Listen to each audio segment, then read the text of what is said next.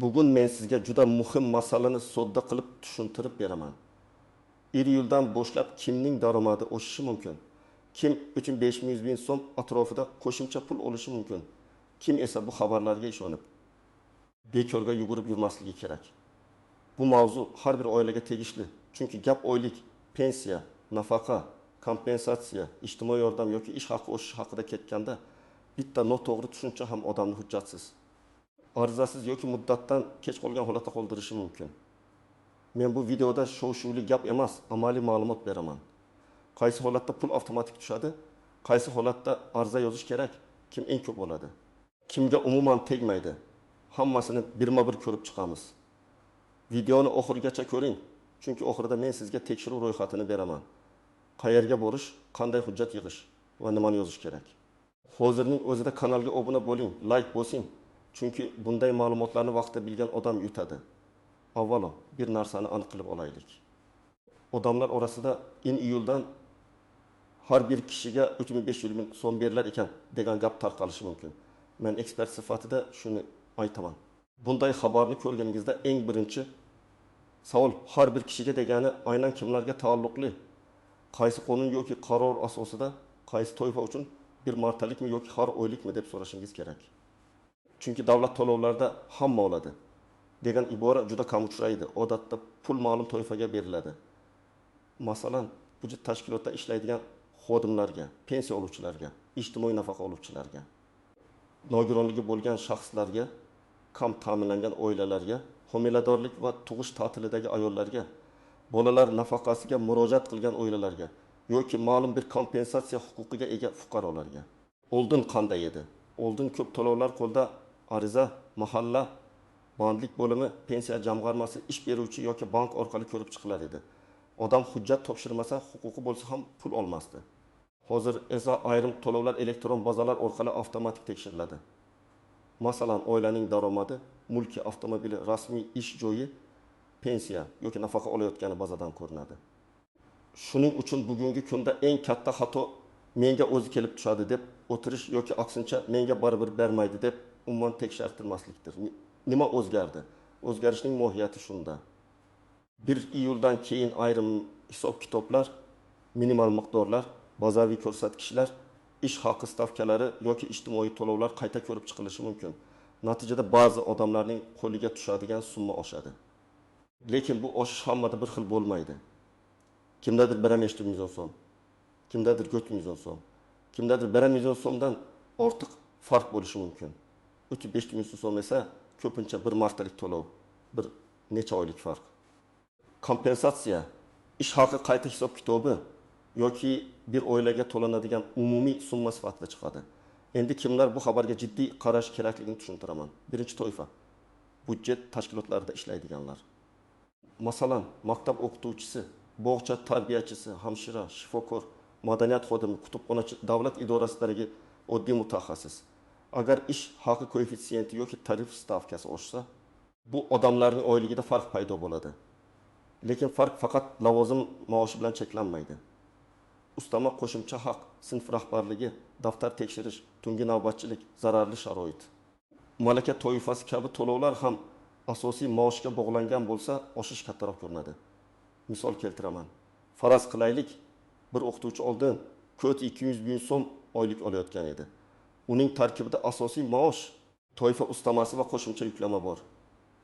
Agar hisob-kitobdan keyin umumiy oyligi termini 700 million so'mga chiqsa, oyiga 6 ming so'm farq bo'ladi. Agar bu farq iyulda hisoblanib, to'lov avgustda yoki sentabrda birgalikda berilsa, 2 yoki 3 oy uchun 1,3 million yoki 1,920 million so'm bo'lishi mumkin. Agar ustamalar ham qayta hisoblangan bo'lsa, umumiy farq bundan ham oshadi. Mana shunday holatlarda odamlar menga katta pul tushdi deb aytadi. Lekin bu har bir kishiga bir xil beriladigan pul emas, aynan uning ish haqi qayta hisoblangan farqidir. Ikkinchi toifa pensiya va nafaqa oluvchilar. Bu yerda ham juda ehtiyot bo'lish kerak. Pensiya miqdori har bir odamda ish staji, oldingi ish haqi, pensiya turi, qo'shimcha imtiyozlar va qonundagi eng kam miqdorlarga qarab farqlanadi. Agar pensiya oshirilsa, hamma bir xil summa olmaydi. Masalan, kimdir yoshga doir pensiya oladi, kimdir nogironlik pensiyasi oladi, kimdir boquvchisini yo'qotganlik pensiyasi oladi. Har birida hisoblash usuli boshqa. Masalan, bir pensioner oldin 20 so'm olayotgan bo'lsa va yangi tartibdan keyin 2 million so'm olsa, farq 20 million so'm. Boshqa bir pensioner 38 million so'm olayotgan bo'lsa va ayrim qo'shimchalar bilan 42 million so'mga chiqsa, farq dardi 2 million so'm. Agar bir necha oylik indeksatsiya yoki qayta hisob-kitob bir vaqtda tushsa, umumiy summa katta bo'lib ko'rinadi. Lekin bu hamma pensionerga 3500 ming so'm berildi degani emas. 3-toifa. Ijtimoiy himoyaga muhtoj oilalar. Bu yerda eng ko'p savol bo'ladi. Bolalar nafaqasi, moddiy yordam, kam ta'minlangan oilalarga beriladigan to'lovlar oilaning daromadi va tarkibiga qarab belgilanadi. Oila tarkibida nechta bola bor? Bolalarning yoshi nechada? Ota-ona ishlaydimi? Rasmiy daromad bormi? Aliment bormi? Mulk bormi? Avtomobili bormi? Kredit yoki ijara borligi ayrim holatlarda ahamiyatli bo'lishi mumkin. Shuning uchun bitta mahalladagi ikki qo'shni oilaning natijasi boshqa chiqadi. Masalan, bir oilada 3 ta bola bor. Biri 2 yoshda, biri 7 yoshda, biri 12 yoshda. Ota vaqtincha ishsiz, ona bola parvarishida. Oilaning rasmiy daromadi juda past. Bunday oila bolalar nafaqasi yoki moddiy yordamga murojaat qilsa, mezonlarga mos tushsa, har oy ma'lum miqdorda yordam olishi mumkin. Agar eski arizada xato bo'lgan, oila tarkibida bola kiritilmagan yoki daromad noto'g'ri ko'rsatilgan bo'lsa, qayta murojaatdan keyin to'lov oshishi mumkin. Ba'zan bir necha oylik to'lov yig'ilib odam qo'liga 2000 ming, 3000 ming yoki 3500 so'm atrofida summa tushishi mumkin. Lekin bu ham oilaning holatiga bog'liq. 4-toifa mehnat shartnomasi bor. Lekin oyligi to'liq rasmiylashtirilmagan xodimlar. Men bunday odamlarga alohida ogohlantirish beraman. Agar siz konvertda pul olib ishlasangiz, davlat bazasida daromadingiz kam yoki umuman yo'q ko'rinishi mumkin. Bu bir tomondan ijtimoiy yordam olishda sizga foydadek tuyulishi mumkin. Lekin aslida katta xavf bor. Pensiya hisoblanayotganda kasallik varaqasi, dekret puli, kredit olish, sudda mehnat nizosi, ishdan bo'shatilganda kompensatsiya masalasida siz zarar ko'rasiz. Shuning uchun 1 iyuldan keyingi har qanday o'zgarishda rasmiy ish haqi juda muhim. 5-toifa, dekret puli. Kasallik varaqasi yoki ish beruvchi orqali to'lanadigan kompensatsiya kutayotganlar. Masalan, ayol homiladorlik va tug'ish ta'tiliga chiqayotgan bo'lsa, uning puli oldingi rasmiy ish haqi va mehnat stajiga qarab hisoblanadi. Agar ish haqi oshgan bo'lsa, ta'til sanasi, buyruq sanasi, hisob-kitob davri va ish beruvchining hujjatlari juda muhim bo'ladi. Bir kunlik farq ham ba'zan sezilarli natija beradi. Shuning uchun 1 iyuldan keyin chiqaymi yoki oldimmi degan savolni buxgalteriya bilan aniq hisoblatish kerak. Kim xavotir olmasligi kerak? Agar sizning daromadingiz yuqori bo'lsa, ijtimoiy nafaqa mezonlariga kirmasangiz, budjet tashkiloti ishlamasangiz, pensiya yoki nafaqa olmasangiz, hech qanday kompensatsiya arizangiz bo'lmasa, sizga avtomatik 3,5 ming so'm tushishini kutmang. Lekin bu sizga mavzu tegmaydi degani ham emas.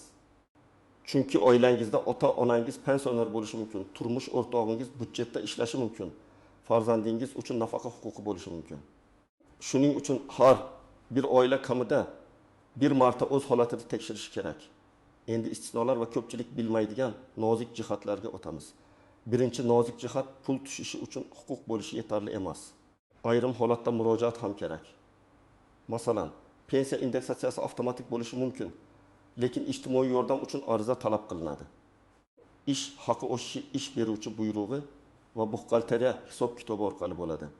Kompensatsiya esa alohida ariza, dalil va hujjat talab qilishi mumkin. Ikkinchi nozik jihat. Ro'yxatdan o'tgan manzil va yashayotgan joy bir xil bo'lmasligi muammo tug'diradi. Masalan, oila Toshkentda ijarada yashaydi, lekin doimiy ro'yxati viloyatda. Bolalar maktabga Toshkentda boradi. Ota shu yerda ishlaydi. Lekin ijtimoiy yordam uchun murojaat qilganda mahalla va bazadagi ma'lumotlar eski manzil bo'yicha chiqadi. Bunday holatda ariza rad etilishi yoki cho'zilishi mumkin. Men tavsiya qilaman. Avval mahallangizdagi mas'ul xodimdan qaysi manzil bo'yicha murojaat qilish kerakligini aniqlang. 3-nozik jihat, oiladagi rasmiy daromad noto'g'ri ko'rinishi. Ba'zan odam ishdan chiqqan bo'ladi, lekin bazada hali ham ishlayotgan ko'rinadi. Ba'zan aliment kelmaydi, lekin tizimda daromad sifatida hisoblanadi. Ba'zan eski avtomobil sotilgan, lekin nomdan chiqarilmagan. Ba'zan fuqaro nomida foydalanilmayotgan yer yoki uy bor, lekin tizim uni mulk sifatida ko'rsatadi. Bularning hammasi ijtimoiy to'lovga ta'sir qiladi. Shuning uchun rad javobi kelsa, darrov menga bermas ekan deb qo'l siltamang. Rad etish sababini yozma yoki elektron ko'rinishda oling va aynan o'sha sababni tuzating. 4-nozik jihat bank kartasi va hisob raqam. Pul ajratilgan bo'lsa ham karta bloklangan, muddati tugagan, boshqa bankka o'tgan yoki hisob raqami noto'g'ri kiritilgan bo'lsa, to'lov kechikadi. Ayniqsa pensiya, nafaqa, bolalar puli yoki ish haqi bank orqali tushadigan bo'lsa, karta holatini oldindan tekshiring. Bank ilovasida karta faolmi? Qarzdorlik sababli yechim bormi? Sud ijrochilari cheklovi yo'qmi? Shularni ko'ring. Chunki odam ba'zan davlat bermadi deb o'ylaydi. Aslida pul hisobda turadi yoki ushlab qo'lingan bo'ladi. 5-nozik jihat qarzdorlik va ushlab qolishlar. Agar aliment qarzi, kredit bo'yicha sud qarori, jarima, soliq qarzi yoki ijro hujjati bo'lsa, ayrim tushumlar hisobidan ushlab qolish bo'lishi mumkin. Bu hamma to'lovga bir xil qo'llanmaydi. Lekin amaliyotda odamlar pul kam tushganini ko'rib hayron bo'ladi. Shuning uchun katta summa kutayotgan bo'lsangiz, IMIB yoki bank orqali cheklovlar bor yo'qligini tekshirish foydali. 6-nozik jihat firibgarlardan ehtiyot bo'lish. Uchun 500 ming so'm olish uchun shu havolaga kiring. Pasportingizni yuboring. Kartangiz raqami va SMS kodini ayting. Oldindan 2 ming so'm to'lang degan xabarlar bo'lsa, bu juda katta xavf belgisi. Davlat to'lovlari uchun hech kim sizdan SMS kod so'ramaydi. Karta orqasidagi kodni so'ramaydi. Pul olish uchun begona odamga oldindan pul to'lash talab qilinmaydi. Men doim aytaman, rasmiy ma'lumotni faqat davlat idorasi, mahalla ish beruvchi, pensiya jamg'armasi, bankning rasmiy kanali yoki yagona interaktiv davlat xizmatlari orqali tekshiring. 7-nozik jihat, eng ko'p kim oladi degan savol. Eng ko'p oladiganlar odatda bir nechta omil bir joyga to'g'ri kelgan fuqarolar bo'ladi.